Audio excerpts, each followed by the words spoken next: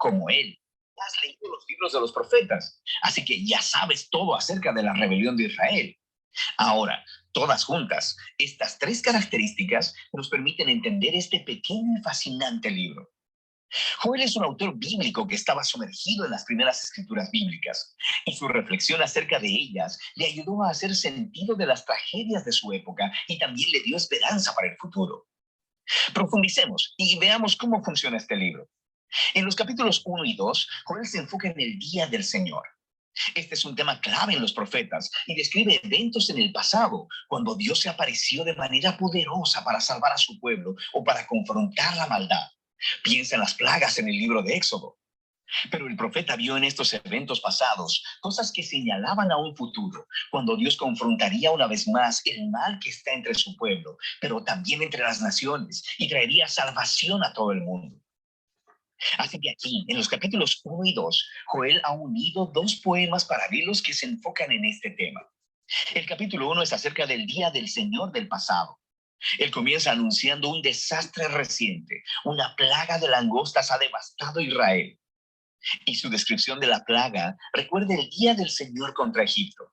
Recuerda la octava plaga de Éxodo, capítulo 10, excepto que esta vez las langostas son enviadas contra Israel.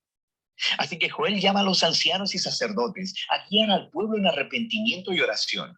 Y luego Joel se arrepiente él mismo junto con todos los sacerdotes. El capítulo 2 acompaña al capítulo 1 y tiene el mismo diseño poético y flujo de pensamiento. Así que Joel anuncia otro día del Señor, pero esta vez es en el futuro, no en el pasado. Es un desastre inminente que viene sobre Jerusalén. Y él comienza describiendo lo que parece otra ola de langostas, pero él utiliza imágenes militares y cósmicas. Las langostas se convierten en el ejército de Dios, como caballería y soldados que están marchando y destruyendo todo a su paso. Y el sol se oscurece, la tierra tiembla, y Joel dice, terrible es en verdad el día del Señor, ¿y quién podrá soportarlo? Y así, una vez más, Joel llama al pueblo a orar y arrepentirse, y él les dice cómo hacerlo. Rasguen sus corazones, no sus vestiduras, y vuélvanse a su Dios. En otras palabras, Joel sabe que el arrepentimiento puede ser solo un espectáculo que haces para salir del problema. Y dice que Dios no está interesado en eso. Él quiere un cambio genuino para que su pueblo deje su egoísmo y maldad. Y luego, Joel dice por qué Israel debe arrepentirse. Porque Dios es compasivo y clemente, lento para la ira y abundante en misericordia. Él aquí está citando del libro de Éxodo sobre cómo Dios perdonó a Israel después de que hicieron el becerro de oro. Y a partir de esa historia, Joel aprendió que la misericordia y el amor de Dios son más poderosos que su ira y su juicio. Y así, él guía al sacerdote en actos de arrepentimiento y oración, pidiéndole a Dios que perdone a su pueblo. Y justo después de estos dos poemas, la escena cambia. Tenemos una breve narrativa acerca de la respuesta de Dios al arrepentimiento de Joel y del pueblo. Dios se llenó de celo por su tierra y tuvo piedad de su pueblo. Luego, Dios dice que revertirá los devastadores efectos de este día del Señor y lo convertirá de juicio en salvación. Primero, Él derrotará a los amenazadores invasores, que presumiblemente eran las langostas, y Él hará que se conviertan en su propia ruina. Luego, Él restaurará la tierra devastada y la traerá de vuelta a la vida, haciéndola abundante una vez más. Y finalmente, Dios dice que Él traerá su divina presencia entre su pueblo. Será real y accesible para todos.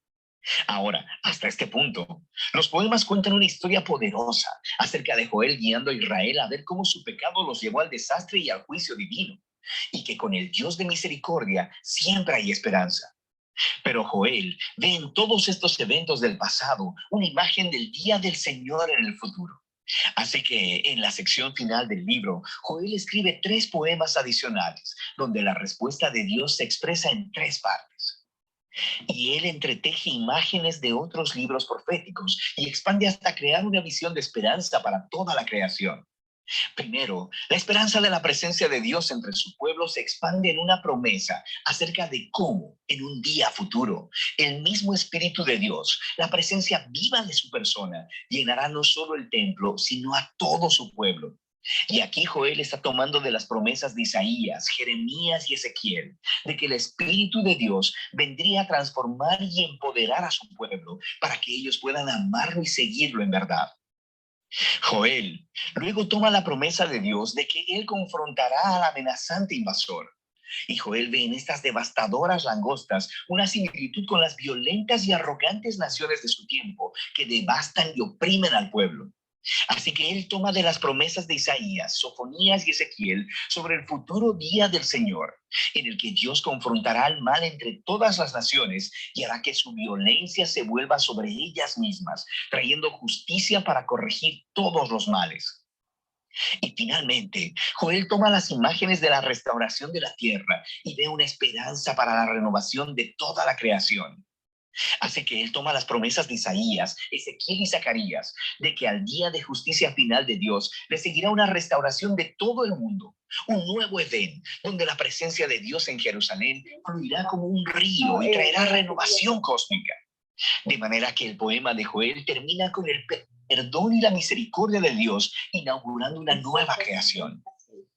Y así, este breve libro de Joel explora ideas profundas acerca de cómo el pecado y el fracaso humano traen una destrucción devastadora sobre el mundo, acerca de cómo Dios anhela mostrar misericordia a aquellos que simplemente reconozcan su pecado y lo confiesen, y acerca de cómo todo eso nos lleva a la esperanza de que un día Dios derrotará el mal en nuestro mundo, pero también el mal que está dentro de nosotros, y traerá su presencia sanadora para hacer nuevas todas las cosas. Y de eso se trata el libro de Joel.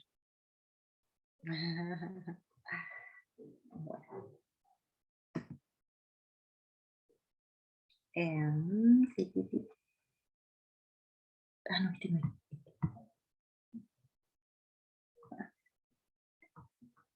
Bueno, no sé si me están escuchando. No me puedo escuchar ni me puedo ver. Sí, Lelia, te escuchamos. Bien. Hasta ahí es parte del libro de Joel. Profe, ¿usted quiere que haga el de Amós y que después hagan las preguntas o quiere que pregunten antes de que pasemos al libro de Amós? No, si quieres, seguimos con el libro de Amós. Bueno, vamos a seguir entonces con este libro. Amós, pastor de ovejas de la pequeña aldea de Tecoa. Bien, como les dije, había algo que se parecía entre Amós y Joel, es que ellos eran pastores. Pero, aparte, este hombre también dice que era, en diferentes versiones que leí en los libros, decía que él cosechaba higos silvestres. Y después solamente que cosechaba algunas frutas silvestres, pero no daba el nombre. Así que lo voy a tomar como higos silvestres. Dicen que es el primer profeta después de Moisés, y de ahí quiero desglosar estas tres partes. Una de las características de este profeta es que él habló a las naciones vecinas, y ahí puse algunas, bueno, Damasco, Tiro, Siria, Edom, Gaza, Moab, Amón, Judá, y por último le habla a Israel. Y quiero comentarles algo que fue interesante, que saben que el error que cometí fue no buscar quiénes eran los autores de los que estaba leyendo, porque cada uno me aportó algo. Y hay algo interesante de este autor, es que él comparaba y decía, fíjense con lo que comparó esto. Saben que a veces a la gente le gusta escuchar más de los errores ajenos, y esto hace que la gente se junte. Y cuando Amós hace esto, de hablar de los errores que tenían las otras ciudades, hace que ese pueblo en el donde él estaba hablando se junte a escuchar qué errores estaba cometiendo los otros pueblos. Por último, le habla a Israel. En el número 2 dice: Amón profetizó durante el reinado de Jeroboam II, bueno, eso es la información que di al principio, rey de Israel del reino del norte y Usías del reino del sur. En el número 3 dice: algunos de los profetas contemporáneos o a quienes quizás conoció fueron Jonás y Oseas del reino del norte e Isaías y Miqueas del reino del sur. Ayer, cuando estaba dando la clase Zoraida, que a ella le había tocado Jonás, fue interesante cuando ella dijo que a Jonás no le dio visiones, sino que lo mandó directamente a que vaya a hablar a Nínive. Y Y yo dije, wow, justo a Joel y a Amós, sí, a Joel y a Amós sí les tocó ver lo que el Señor les estaba mostrando. Cómo el Señor supo utilizar a cada uno desde el lugar en donde estaba. Vamos a seguir con la otra. Algunas de las visiones que tuvo Amós, bueno, el enjambre de langostas, que le dije que se parecía mucho a lo de Joel, que también habla de las langostas. Enjambre de langostas y fuego, preparaba el castigo que él mismo retrasó solo por la intervención de Amós. En el número 2 dice, pared diplomada, Dios observaría si el pueblo se desviaba, si esto ocurría lo castigaría. En el punto número 3 dice, canastillo de frutas de verano, el pueblo recibiría su castigo porque a pesar de que alguna vez había sido hermoso, ahora estaba corrompido. Y en el número 4 dice, Dios parado sobre el altar, fue ejecutado el castigo.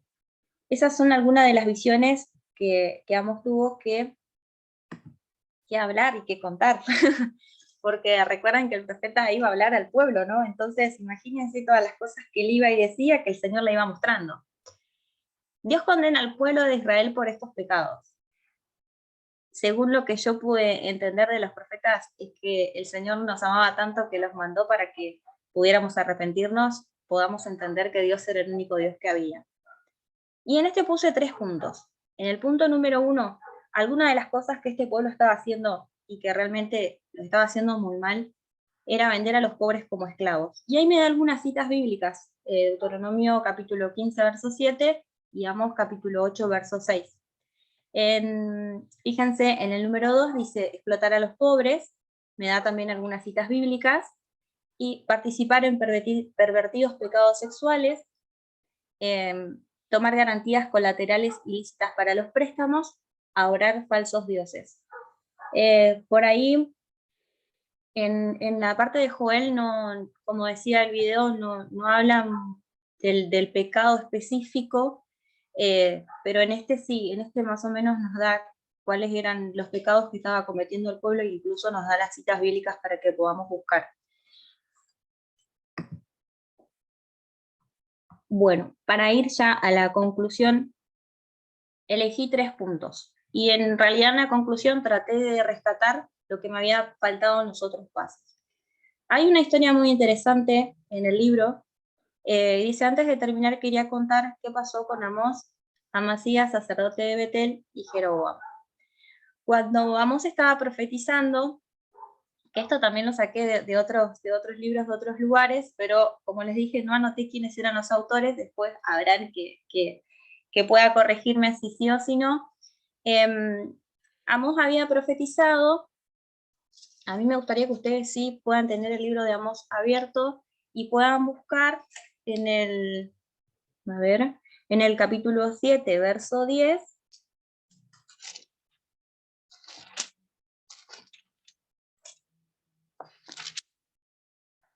si alguien lo tiene y lo quiere compartir, puede hacerlo.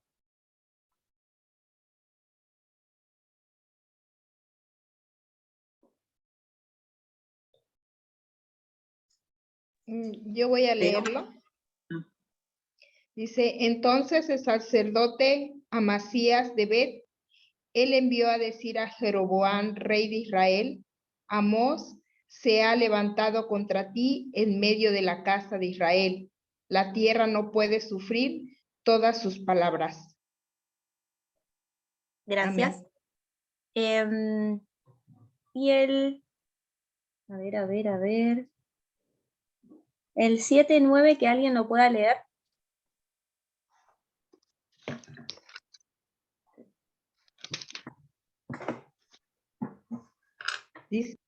Dice así, los lugares altos de Isaac serán destruidos y los santuarios de Israel serán asolados, y me levantaré con espada sobre la casa de Jeroboam. Bien, gracias Lucy. En esta parte fue muy importante porque saben que Amasías, cuando le va a decir a Jeroboam que trate de sacar a este hombre Amós porque estaba hablando en contra de él, que iban a pasar cosas feas, como estuvimos hablando, la gente por ahí rechazaba muchas veces lo que los profetas decían porque por ahí no era un mensaje muy alentador el que dejaba el profeta. Entonces, de alguna manera querían sacarlo de ese lugar para que siga dejando de armar bullicio entre la gente, porque ya la gente llega un momento en que no sabía qué hacer, si creerle al profeta, si creer lo que decía el rey. Recordemos que era un momento en donde había mucha tensión. Entonces, este sacerdote le dice a Jeroboam, le dice, mira, Amós está hablando en contra tuyo y dice que a vos te van a matar, que vos te vas a morir. Y en realidad, en uno de los libros que había leído, uno de los autores decía que él no dijo eso. Según lo que leyó nuestra compañera en el capítulo 9, destruirá los pequeños templos donde los israelitas adoran a sus ídolos y declararé la guerra a la familia del rey Jeroboam. Profe, yo no sé si estoy en lo cierto, pero ¿sabe qué? Uno de los autores que yo leí decía que si bien a Jeroboam no lo mataron a filo de espada, sino que mataron a uno de sus nietos mucho más adelante. Y este autor decía que a eso se refería él, ¿no? Como que a la familia de Jeroboam no le iba a ir muy bien mucho más adelante en un futuro. Y en realidad, cuando Amasías intenta de alguna manera trabajar en la mente de Jeroboam como para que lo eche, es como que inventa que a Jeroboam le iba a pasar algo como para que lo echen a Amós. Entonces, ¿qué pasa? Amós sí se va a ir, no se va a ir muy contento porque ustedes saben que él tuvo que dejar todo para ir a predicar, y me gustaría que alguien busque la respuesta que Amós le dio a Amasías en el capítulo 7, en el verso 17.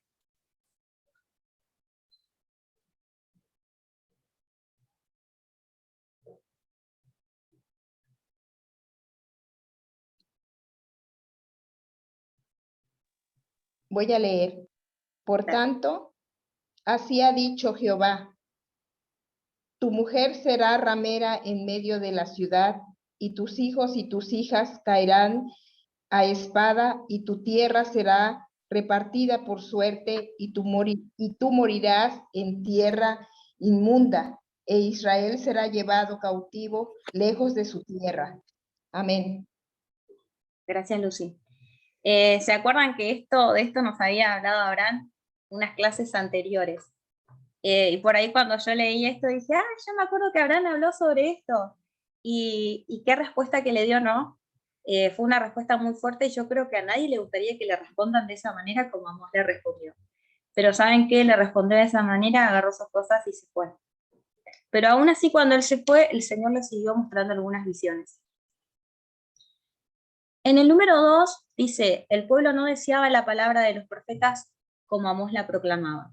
El castigo comenzaría en el altar, el centro de la vida de la nación, el lugar donde el pueblo esperaba ser protegido y bendecido. Este castigo abarcaría a las 12 tribus. En este caso, se puede considerar el altar de Betel un templo de Jerusalén. Dios destruiría todo aquello, pero luego Dios promete restaurar a su pueblo.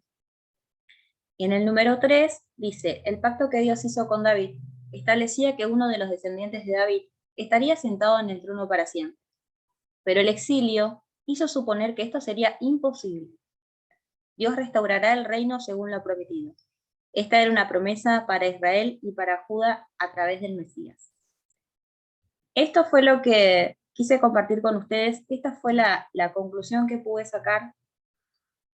Y realmente el Señor supo a quiénes elegir para poder enviar, ¿no? Porque hoy no podemos decir, no, sí, va a enviar a aquel porque es un presidente, porque tiene cómo moverse y cómo hacer las cosas.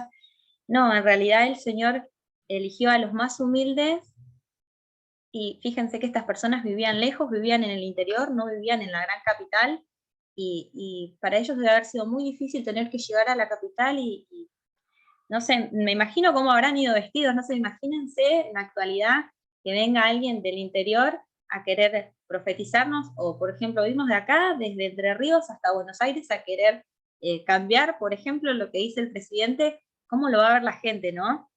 Yo trataba de mimetizar o de ver cómo podía ser esa situación comparándola con la actualidad. Acá sé que me falta también mucho de la historia, y para poder completar lo que me falta de la historia, quise también compartirles otro video que es cortito también, y que puedan ir rescatando o puedan ir uniendo el hilo de esta historia de Amós.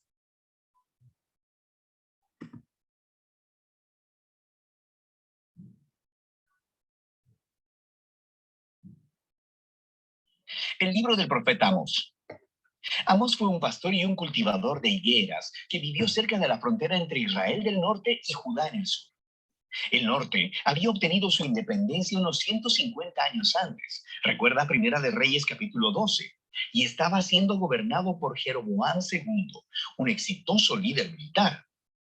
Él ganó una gran cantidad de batallas y de nuevos territorios para Israel y generó muchas riquezas. Pero a los ojos de los profetas, él era uno de los peores reyes.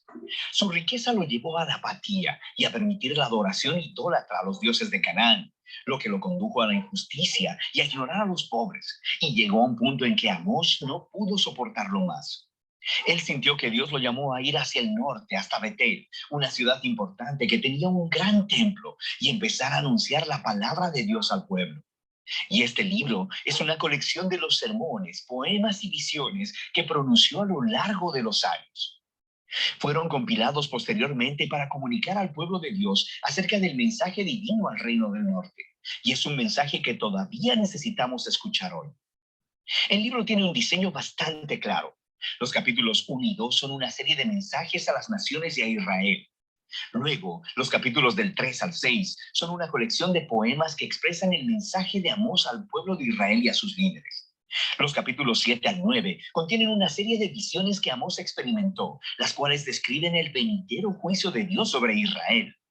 Entonces, el libro inicia con una serie de poemas breves que acusan a todos los vecinos de Israel de violencia e injusticia.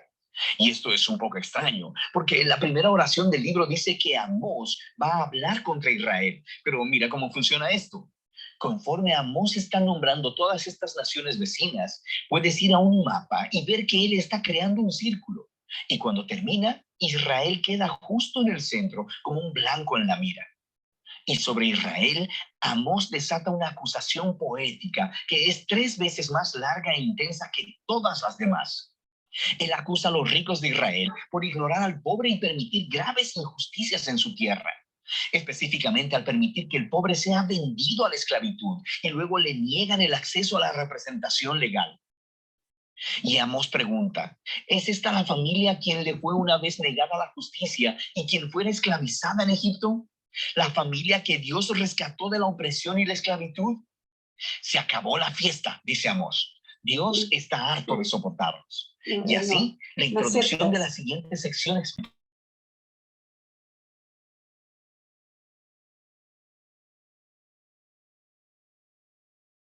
No se escucha, Cleli. A la Ya. familia de Abraham para convertirse en bendición de Dios para todas las naciones. Perdón, lo voy a volver un poquito para atrás. Y entonces dice Dios, esta es la razón por la que los castigaré debido a sus pecados. Israel tenía un gran llamado que venía con una gran responsabilidad, así que su pecado y rebelión les traerían grandes consecuencias. Ahora, esta sección reúne muchos de los poemas de Amós y verás algunos temas repetidos una y otra vez. Primero, él está exponiendo constantemente la hipocresía religiosa de los ricos y de los líderes de Israel. Él describe cómo ellos asisten fielmente a las reuniones religiosas, dando ofrendas y sacrificios, todo mientras descuidan al pobre e ignoran la injusticia. Y Amós dice que todo esto es una farsa, que Dios en realidad odia la adoración que ellos le profesan, porque está completamente desconectada de la forma como tratan a las personas. Dios dice que una verdadera relación con Él transformará las relaciones entre las personas. Y así, el llamado de Amós a la verdadera adoración es el permitir que el juicio fluya como las aguas y la justicia como una corriente inagotable. Ahora, estas dos palabras son muy importantes para Amós y de hecho para todos los profetas. La justicia, en hebreo, tzedakah, se refiere al estándar de rectitud, a las relaciones equitativas entre las personas, sin importar sus diferencias sociales. Y juicio, en hebreo mishpat, se refiere a acciones concretas que tomas para corregir la injusticia y crear justicia. Así que ambas deben permear la vida del pueblo del pacto de Dios como un río turbulento llena un cauce seco. El siguiente tema es la repetida acusación de Amós de la idolatría de Israel. Recuerda, cuando el reino del norte se separó del reino de Judá, su rey construyó 2 nuevos templos para competir con el de Salomón en Jerusalén y colocó un becerro de oro en cada uno. Recuerda Primera de Reyes capítulo 12. A partir de entonces, Israel no hizo más que acumular más ídolos, adorando a los dioses del sexo, el clima y la guerra. Y en la perspectiva del profeta, la adoración a estos dioses siempre llevaba a la injusticia, porque estos dioses no requerían el mismo grado de justicia y rectitud que el Dios de Israel, sin mencionar que estos dioses eran ellos mismos inmorales, pero no el Dios de Israel. Él es diferente. Así que él puede decirles de una vez, búsquenme para que vivan. Y justo después de eso decirle a Israel, busquen el bien, no el mal, para que vivan. Así que la verdadera adoración al Dios creador de Israel es sinónimo de hacer el bien, de la generosidad y la justicia. Y así, el tema final en estos capítulos es que debido a que Israel y su rey han rechazado a Amós y a los otros profetas, Dios traerá el día del Señor. Este es un grande y terrible acto de justicia sobre Israel. Y específicamente, Amós predice que una nación poderosa vendrá, conquistará y destruirá sus ciudades y llevará al pueblo al exilio. Y sabemos que esta predicción se hizo realidad. Alrededor de 40 años después, el imperio asirio atacó e hizo exactamente lo que Amós había dicho. El libro termina con una serie de visiones que Amós experimentó y son representaciones simbólicas del venidero día del Señor. Así que él ve que Israel es devastado por una plaga de langostas y luego por un fuego abrasador y luego son tragados como una fruta madura. Y en la visión final, Amós mira a Dios golpeando con violencia los pilares del templo de los ídolos de Israel en Betel y el edificio entero se desmorona. Es una imagen de justicia de Dios sobre los líderes y dioses de Israel y por fin su final ha llegado. Pero luego, de repente, en el último párrafo, vemos un destello de esperanza. Él ve esta imagen de Israel como de un edificio destruido. Y Dios dice que de las ruinas un día restaurará la casa de David. En otras palabras, Él traerá al futuro rey mesiánico de la línea de David y reconstruirá la familia del pueblo de Dios, la cual, sorprendentemente, se nos dice que incluirá personas de todas las naciones. Toda la devastación causada por el pecado de Israel y el juicio de Dios será revertida ese día. Este párrafo final es muy importante. Es la única señal de esperanza del otro lado del juicio y nos ayuda a ver cómo el libro está explorando la relación entre la justicia y la misericordia de Dios. Dios es bueno. Él debe confrontar y juzgar la maldad que está en Israel y en las naciones. Pero sus propósitos a largo plazo son restaurar su mundo y construir una nueva familia del pacto. Así que, a través de las palabras de Amós, escuchamos hoy su llamado de aprender de la hipocresía y del desastre de Israel para abrazar la verdadera adoración de este Dios, la cual nos debe llevar siempre al juicio y la justicia y a amar a nuestro prójimo. Y de eso trata el libro de Amós.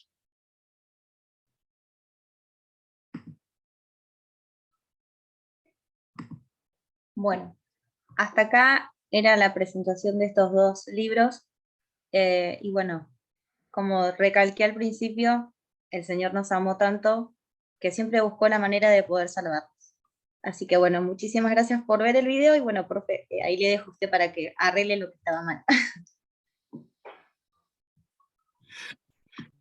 Muchas gracias. Gracias, querida Clelia. Gracias. Muy, muy lindo, muy didáctico. Gracias por el esfuerzo que le pusiste. Seguro, como vos comentaste, leíste para todos lados. Y bueno, te entiendo un poco porque luego así está mi escritorio, libros abiertos para todos lados. Pero bueno, muchas gracias. Nada, solo para agregar un poco a esto.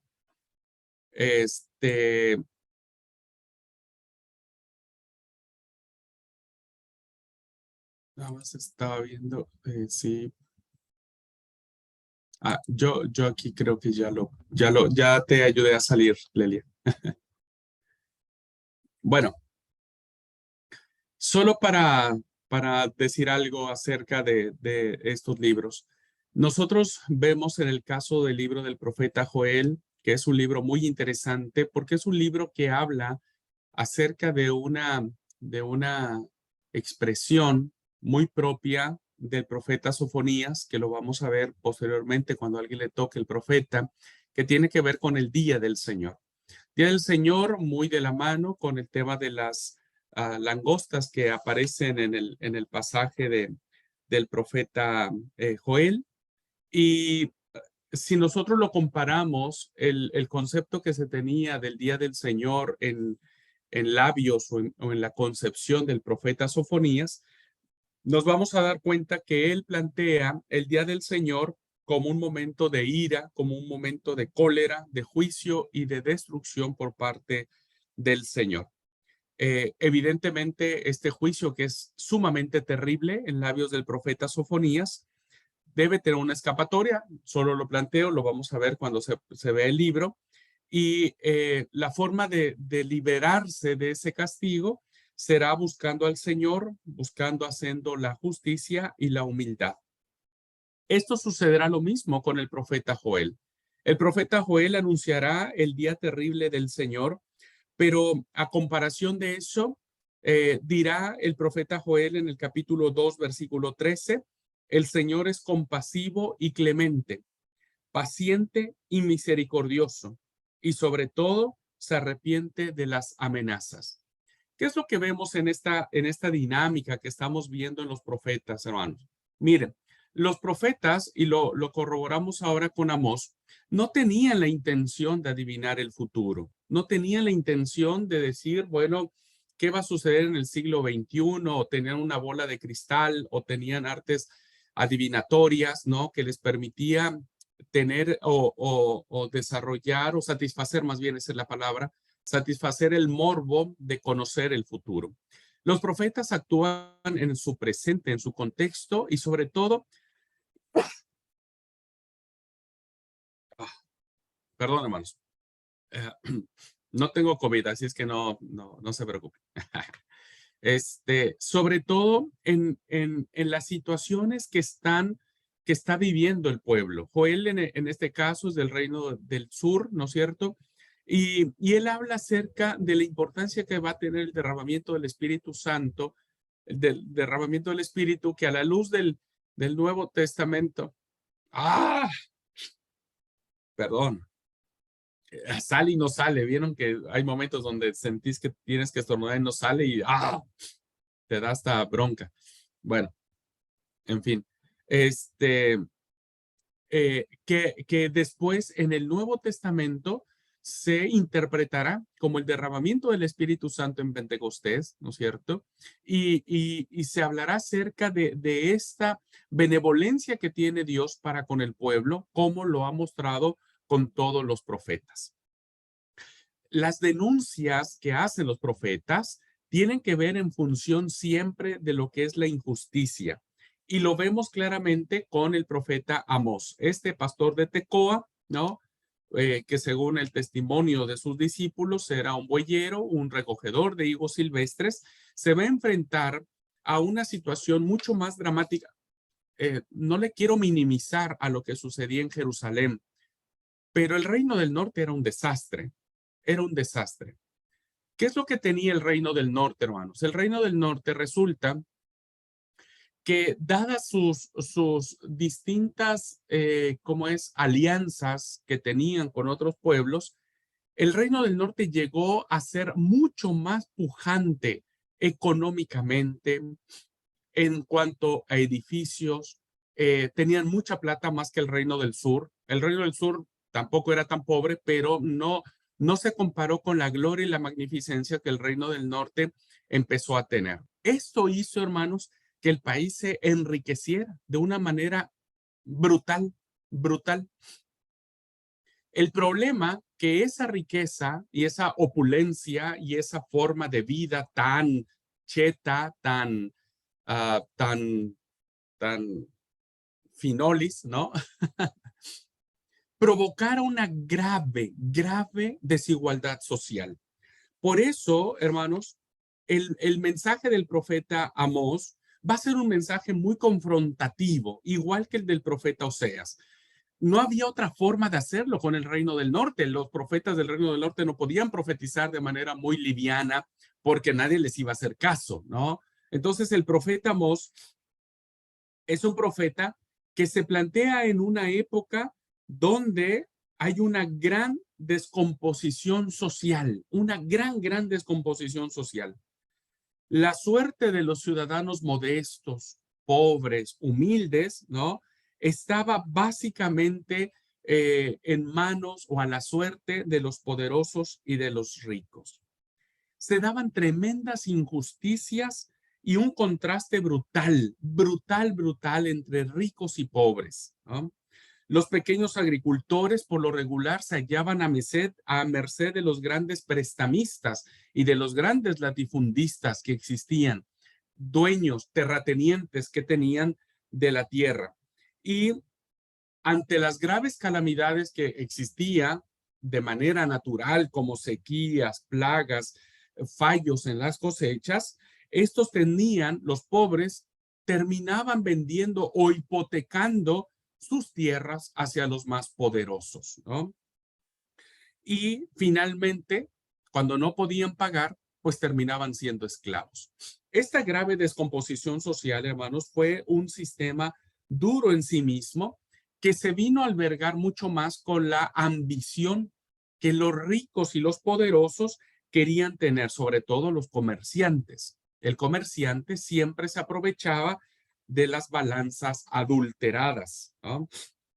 Se aprovechaban de las fianzas que daban los pobres para aumentar sus riquezas y sus dominios. Y decían, bueno, ok, vos no tenés para pagar, yo te presto, yo te doy la plata, pero ese terreno es mío. ¿Se dan cuenta que no estamos muy lejos de lo que sucedía en Israel, en el Reino del Norte, a lo que sucede hoy en nuestros sistemas sociales, en nuestros sistemas de gobierno, en nuestros países, ¿no? Hoy necesitamos por eso recuperar un mensaje profético, hermanos y hermanas. Es allí, no para conocer el futuro, como hoy muchos se dicen profetas que te pronostican el futuro y que hacen un show. No necesitamos esos profetas porque no son profetas bíblicos. El profeta bíblico va a denunciar esto.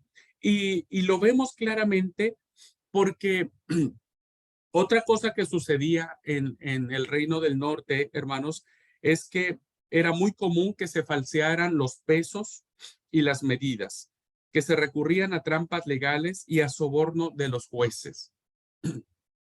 Yo fui comerciante muchos años, mi familia fue comerciante muchos años. Nosotros vendíamos en algún momento frutas y verduras. Entonces, teníamos un local donde vendíamos eso y necesitábamos una báscula, sí, báscula, ¿no? ¿Cómo le llaman acá? Sí, báscula le llaman acá, hermanos, no me acuerdo. ¿Cómo? Pesa, ¿no? También puede ser. Pesa, ok. Y resulta que había unos amigos que tenían sus propios negocios que para que la báscula les pesara más, es decir, le diéramos menos producto y pesara más, lo que se hace, hermanos, es que abajo en la basecita donde se hace esa balancita, ¿no? En la parte de abajo se le ponía un imán, ¿no? Entonces el imán pues se pegaba al fierro de la báscula, ¿no? Y hacía que nosotros, no, nunca lo hice. Ya solito pisé el palito. No, nunca lo hice. No, pero lo que se hacía es que esa báscula diera más peso por menos producto. Bueno, imagínenselo de manera exponencial en la época de Israel. ¿Qué es lo que hizo el profeta? El profeta hizo un mensaje de castigo y su mensaje fue muy fuerte, ¿no? Y hablaba también sobre el día del Señor. Citaba el día del juicio, ¿no? El día de fuego, dice el profeta. Y puede sonar muy fuerte esto, pero estaba plenamente justificado. Porque, hermanos, de verdad era increíble. Ustedes lean el libro del profeta Amós, ya nos lo planteó Clelia en el video, buenísimo, muy buen recurso que conseguiste, ¿no? Fíjense las injusticias que había. Venden al inocente por dinero. y al pobre por un par de sandalias. Revuelcan en el polvo al desvalido y tuercen el proceso del indigente. El dueño de la casa y su padre abusan de la criada, profanando mi santo nombre. Se acuestan sobre ropas dejadas en fianzas junto a cualquier altar. Beben vino de multas en el templo de su Dios. La verdad, hermanos, era prácticamente inconcebible que un pueblo que tenía a Jehová como su Dios, que sus padres habían hecho el pacto y la alianza, se habían olvidado de todos de ellos. Desde el punto de vista del mensaje profético de Amós, lo que atesoran los ricos, ¿no?, en sus palacios, no son arcas de marfil, no son cobertores de Damasco, más bien el profeta dice son violencia y crímenes. Sus riquezas las han conseguido oprimiendo a los pobres y maltratando a los miserables, despreciando al pobre y cobrándole tributo del trigo, exprimiendo al pobre, despojando a los miserables, vendiendo a gente inocente como esclavos, falseando las medidas y aumentando los precios. Y el mensaje era básicamente justificado. El día del Señor, el día del juicio de castigo que el profeta Amós estaba manifestando era profundamente justificable. Todos estos epítetos que les he dado, hermanos, están en el libro del profeta Amós. Se los he solamente como concentrado. El culto se había corrompido de una manera tan terrible, hermanos, que los sacerdotes, el conflicto que tiene con Amasías, el profeta Amós, es un reflejo de lo que sucedía. Dice el capítulo 4, versículo 5, capítulo 5, versículo 21-24. Detesto y rehúso vuestras fiestas. No me aplacan vuestras reuniones litúrgicas. Por muchos holocaustos y ofrendas que me traigáis, no los aceptaré ni miraré vuestras víctimas cebadas. Retirad de mi presencia el barullo de los cantos. No quiero oír la música de la cítara, que fluya como el agua el derecho y la justicia como arroyo perenne. Palabra de Jehová. Fíjense hasta dónde el Dios nuestro estaba tan molesto por esto, ¿no? Que hoy nosotros tenemos que tener cuidado, hermanos. Nuestras iglesias no debe haber injusticias en nuestras iglesias. En nuestras iglesias no debe haber cantos vanos, cantos huecos. No debe haber vidas cristianas sin sentido, porque finalmente vamos a encontrar también nosotros esta palabra de Jehová, ¿no? No quiero eso de ti. No quiero una vida que por un lado sos y por el otro lado no sos. Quiero una vida que esté comprometida con Cristo. Bueno, y solo para terminar, esto es la pregunta, ¿hay salvación para Israel? Y ante todo esto, hermanos, de manera humana, yo diría, no debería nadie salvar a ese pueblo, no debería. La verdad es que, qué injusto, hermano. Miren, cuando uno ha vivido una injusticia, ¿no?, y no tan grave como la que el pueblo pobre vivió en Israel, uno dice, ojalá y nunca salga de la cárcel, ¿no? Ojalá y pase todos sus días preso. Sin en cambio, recuerden que estamos viendo el mensaje profético de Dios siempre perdonando. El Dios que todo lo perdona y no va a hacer aquí lo diferente. Y la palabra va a decir en el capítulo 5, versículo 4 al 6, dice, así ha dicho el Señor a la casa de Israel, buscadme y viviréis, pero no me busquéis en Betel, no vayáis a Gilgal, no os dirijáis a Berseba, que Gilgal será cautiva, Betel será de Betaben, buscad solo al Señor y viviréis. Dice el Señor, buscad el bien y no el mal y viviréis, y estará realmente con vosotros, como decís, el Señor Dios de los ejércitos, odiad el mal, amad el bien, instalad en el tribunal la justicia. La voz profética que la iglesia hoy tiene que levantar siempre tiene que ir a favor del más desprotegido. Siempre tiene que ir a favor del que sufre injusticia. Siempre tenemos que instalar la justicia en la vida. Bueno, muchas gracias, hermanos. Gracias, Clelia. Gracias por compartir. Vamos a subir los videitos también a la plataforma para que los puedan leer de manera más ver de manera más tranquila, ¿no? Hay interesantes datos que podemos sacar de allí. Así es que bueno, pues muchas gracias, Clelia, nuevamente. El Señor te bendiga un montón. Dios los bendiga a todos, hermanos y hermanas. Dios te bendiga, Cleila. Sí, amén. Dios te Gracias, siga hermanos. Dios los bendiga. la bendición para que lo sigas haciendo, hija. Muy bien, Dios te bendiga. Te mando abrazos. Abrazo, Lucy, gracias. Sí. Bueno, pues Dios los bendiga, hermano. Los dejo porque tengo clase ahora. Dios los Bueno, bendiga. hermano, paz, Abrazos a gracias. todos. Paz, hermana Bendiciones. Clelia. Chao, Chao, chao. Gracias. Dios les Dios te bendiga. siga Chao. bendiciendo. Paz.